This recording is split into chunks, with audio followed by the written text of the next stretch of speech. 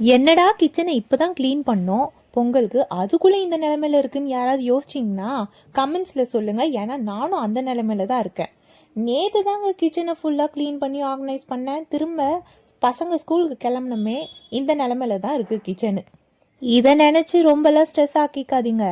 எல்லார் வீட்லேயும் இந்த நிலமை தான், ஓகேயா? உங்கள் வீட்டில் மட்டும் இல்லை. கிச்சன் ஒன்று இருந்தால் இந்த மாதிரி மெஸ் ஆவதான் செய்யும். ஏன்னா நம்ம ஹெல்த்தியாக சாப்பிட்றோம்ல, சமைச்சு வெளியே ஆன்லைன்லேயே ஆர்டர் பண்ணுறோம். ஸோ ஹெல்த்தியாக சாப்பிடும் போது வீடு கிச்சனு இப்படி தான் இருக்கும். ஸோ யாராவது ஹஸ்பண்டாவது இந்த ரீல்ஸ் பார்த்துட்ருக்கீங்கன்னா ஒரே ஒரு கேள்வி, உங்கள் ஒய்ஃப் கிட்ட இன்னைக்கு காலையில் நீ சாப்பிட்டியம்மா அப்படின்ற ஒரு வார்த்தை கேட்டிங்களா?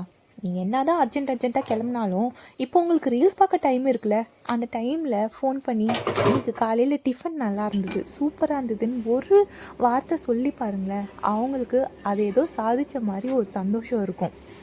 இல்லை எத்தனை பேர் அவங்க அம்மா கிட்ட, அம்மா நீங்கள் சாப்பிட்டீங்களா அப்படின்னு கேட்டிங்க? ஏனோ தானோன்னு சாப்பிட்டுட்டு கடகடன்னு ஓட வேண்டியதில்லை ஆஃபீஸ்க்கு.